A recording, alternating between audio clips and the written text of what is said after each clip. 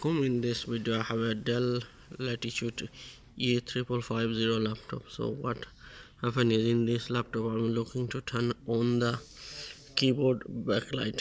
So I don't know how to do it, so it was struggling beginning, but somehow I find out I need to look for the light sign on the keypad.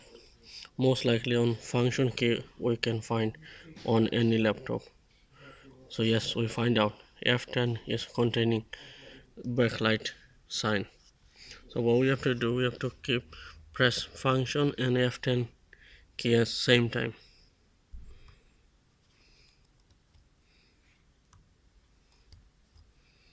As you can see, if we press again, it gets more brighter.